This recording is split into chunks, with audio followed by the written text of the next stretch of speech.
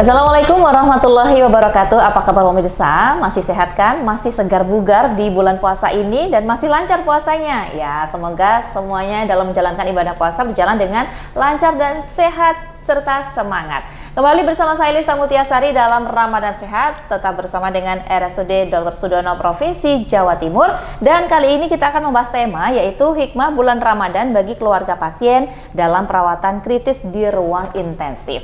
Baik pemirsa, pasien yang dirawat di ruang intensif rumah sakit tentu mendapatkan perawatan ekstra ya. Selain mendapatkan perawatan medis secara intensif, pasien tersebut juga memerlukan penguatan nih, baik dari keluarganya maupun juga dari tenaga medis, apalagi di bulan Ramadan seperti saat ini. Nah, kira-kira bagaimana ya penguatan dari tenaga medis kepada pasien di ruang intensif maupun juga keluarga pasien di ruang intensif? Kita akan berbincang lebih jauh bersama dengan Dr. Catur ZA, SPANTI, MKedlin, dari Kepala Instalasi Anestesiologi dan Terapi Intensif RSUD Dr. Sudono Provinsi Jawa Timur. Apa kabar dokter? Apa kabar, baik? Baik. Dokter maaf loh ini ya, kita sedikit mengganggu karena kabarnya ini dokter operasinya banyak nih. Iya, alhamdulillah. Gak apa-apa ya dokter ya, sebentar saja ya. Ini untuk memberikan waktu. edukasi dan informasi kepada pemirsa yang ada di rumah, semoga memberikan manfaat begitu ya nantinya. Baik, dokter sebelumnya kita ingin tahu dulu ini, ruang intensif di rumah sakit ini seperti apa sih dokter sebenarnya dokter? Jadi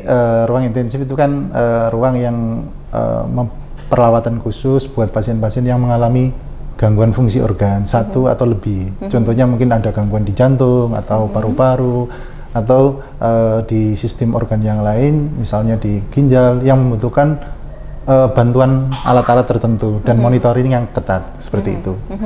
Jadi tujuannya yaitu memberikan terapi lanjutan terhadap kondisi-kondisi yang mengancam nyawa pada pasien. Oh baik, bedanya dengan ruang-ruang lain seperti apa sih dok? Di sini kalau di ruang intensif itu kita pastinya tentu tidak terlepas dari alat monitor itu kemudian monitoring yang berkelanjutan selama 24 jam kita awasi betul-betul, jadi ada perubahan kondisi pasien tertentu dapat tertangani dengan baik. Tentunya di sini ruang intensif itu memang di mana pasien ini betul-betul tergantung alat, jadi tidak bisa bernafas atau ada gangguan di saluran nafas yang membutuhkan alat-alat tertentu untuk menjamin suplai oksigen ke dalam tubuh pasien. Oh baik, jadi pasien ini sangat tergantung dengan alat sehingga ditaruhlah di ruang intensif tersebut agar nanti juga tenaga medisnya intensif untuk merawatnya begitu ya dok? Seperti itu. Kemudian untuk keluarga sendiri ini apakah boleh ada di ruangan tersebut atau seperti apa nih? Untuk khusus ruang intensif tidak boleh, jadi memang di rata-rata hampir semua sih tidak boleh, ada berbagai macam, cuma kita ada jenguknya tertentu yang 2 kali yang memberikan pasien untuk bertemu atau bertatap langsung dengan pasien seperti itu. Nah, jadi memang hampir semuanya ya pasien hanya bertemu dengan kita dari tenaga medisnya seperti itu. Baik. Nah, selama bulan Ramadan ini bagaimana nih kondisi di ruang intensif sendiri nih dokter? Karena kan tadi keluarga pasiennya di luar begitu ya, kemudian pasiennya ada di dalam dan waktu menjenguknya ini juga terbatas. Iya, seperti itu. Jadi memang di dalam sebelum ataupun selama bulan Ramadan memang tidak ada perubahan layanan terhadap jam kunjung besok. Yang jelas bahwa di dalam bulan Ramadan ini kan kita tahu bahwa bulan Ramadan kita akan dilatih untuk menahan diri, untuk menambah ibadah, untuk memperkuat iman kita, sehingga di dalam penunggu pasien, di mana pasien sendiri ini dalam kondisi yang kritis, jadi keluarga ini siap dengan kondisi-kondisi apa yang terjadi pada pasien dengan penjelasan apa yang kita sampaikan saat pasien itu masuk. Jadi harapan di bulan Ramadan ini kan tentunya dengan meningkatkan kualitas ibadah kita semakin baik, terus ibadah lain-lain yang sunnah pun dikerjakan dengan tambahnya akan meningkatkan keikhlasan atau pasrah, tawakal lah kepada keluarga terhadap pasien, untuk memasrahkan, istilahnya bekerja sama dengan tenaga, memperasrahkan pasien itu pada tenaga medis, sehingga apapun hasil yang nanti itu yang baik atau buruk pun kita berpasrah pada Allah yang Maha Kuasa, seperti itu. Penguatannya seperti apa nih kepada keluarga pasien khususnya dokter?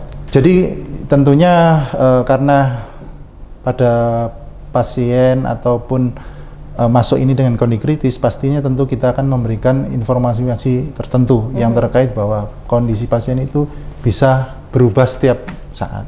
Tentunya lah, dengan memberikan itu harapan kami di dalam puasa ini kan pasien keluarga tentu yang terutama bisa menerima, karena ya namanya suatu penyakit kan tidak ada yang mau ya. Terus kemudian perjalanan ke depan tentunya kita bisa memperkirakan, tapi hasil pun kita hanya bisa berusaha, berusaha sesuai keilmuan terkait keilmuan dan SOP yang kita berikan secara paripurna, tapi belum tentu akan memberikan hasil yang diharapkan sesuai sama keluarga seperti itu. Jadi harapan kami di dalam bulan puasa ini dengan kita berlatih menahan diri, terus evaluasi, meningkatkan, jadi pasien keluarga itu ikut berpasrah. Jadi kita ini bukan Tuhan, jadi dokter itu bukan Tuhan, tapi berusaha mendekatkan kesembuhan itu ke arah yang diharapkan kita bersama, seperti itu. Baik, selain penguatan kepada keluarga pasien tadi ya, dari informasi yang diberikan oleh tenaga medis begitu ya, bagaimana upaya lain yang dilakukan oleh mungkin rumah sakit begitu kepada keluarga pasien? Tentu adanya bahwa di layanan rumah sakit sendiri ada namanya bimbingan rohani terhadap pasien-pasien yang memang dalam arti kondisi yang kritis, memang mendekati ajal, jadi ada layanan seperti itu, di mana ada tenaga yang berperan di sana, yang dari bagian kerohanian seperti itu. Jadi menyiapkan keluarga dan membimbing pasien yang sesuai dengan agama dan tentunya masing-masing, seperti itu. Baik, program tersebut selama ini apakah sudah disambut dengan baik oleh keluarga pasien gitu? Cukup baik, sangat baik. Jadi ini sudah kita jalankan sudah sejak lama. Jadi memang tidak hanya bulan puasa, tapi jadi kalau ada kondisi tertentu atau pemburukan, kita akan beritahu ke keluarganya, seperti itu. Oh baik, tadi kan kepada keluarga nih dokter, kemudian kepada pasien seperti apa? Karena di ruang intensif ini pasiennya ada yang dalam kondisi sadar, mungkin juga ada yang kondisi tidak sadar begitu. Kalau yang masih kondisi sadar ini bagaimana? Karena kan mentalnya pun juga, saya merinding sampai dokter. Kalau di ruang intensif kan mental pasien pun juga harus dijaga nih dokter.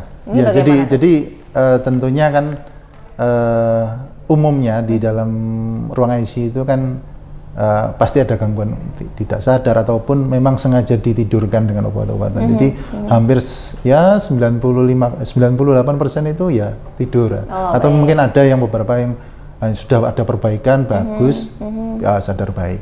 Nah tentunya di sini peran dari ketenagaan perawatan, dokter juga menguatkan di sana. Terus samping itu kan walaupun sakit tetap ada kita kewajiban, salah satu kewajiban yang harus dikerjakan yaitu sholat. Jadi untuk pasien-pasien yang sadar, yang memang sudah kondisi membaik ya, tapi masih memerlukan perawatan di ruang itu, kita ingatkan untuk sholat sebisa apa yang dikerjakan. Tapi tentunya yang pasien-pasien yang tidak sadar ya, tidak kita bisa berikan seperti itu. Jadi kita fokuskan pada pasien-pasien yang sadar, seperti itu kita ingatkan untuk jam sholatnya.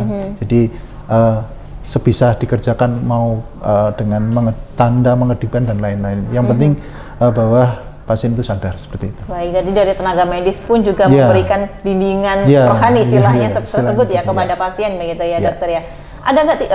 Apakah ada tips-tips nih kepada keluarga pasien khususnya agar pikiran dan hatinya menjadi tenang gitu dokter, apalagi sekarang kan bulan Ramadan begitu ya.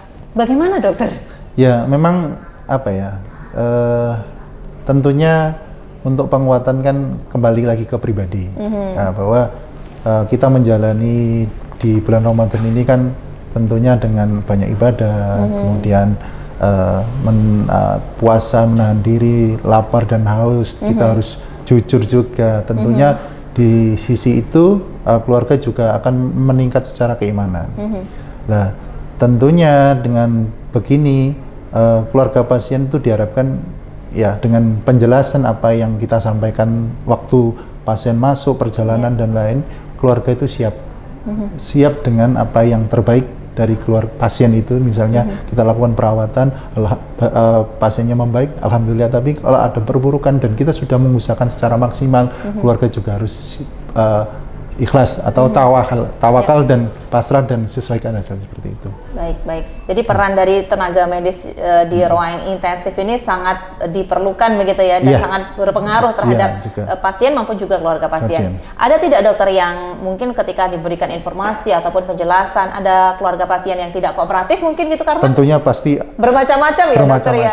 Tentunya kita sebagai pemberi layanan ya, kita pendekatan secara pelan-pelan dan pemberian informasi pun kita bertahap dan melibatkan banyak tenaga, jadi keluarga bisa menerima, dan dari awal kita berikan penjelasan secara runut ya, dari awal masuk sampai adanya mungkin terjadi sesuatu dan lain-lain seperti itu. Jadi memang ya karena pasien masuk ke situ itu sudah dalam kondisi yang betul-betul kritis, jadi membutuhkan ini dan sesuatu bisa terjadi ya, jadi seperti itu.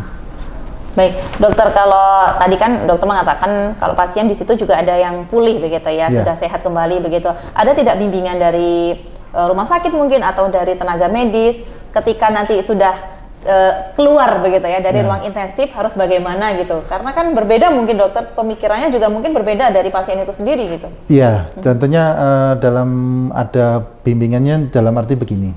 Jadi perawatan di ruang intensif itu kan lama, biasanya membutuhkan waktu, terjadi imobilisasi pada pasien. Tentunya di situ ada nanti setelah pasien itu misalnya dalam kondisi baik, fungsi nafasnya, jantungnya membaik, tentunya kan membutuhkan mobilisasi. Nah, mobilisasi ini akan melibatkan dari beberapa pihak, salah satunya rehab terapis, rehab medik, dan untuk bisa pasien itu kembali beraktivitas semula.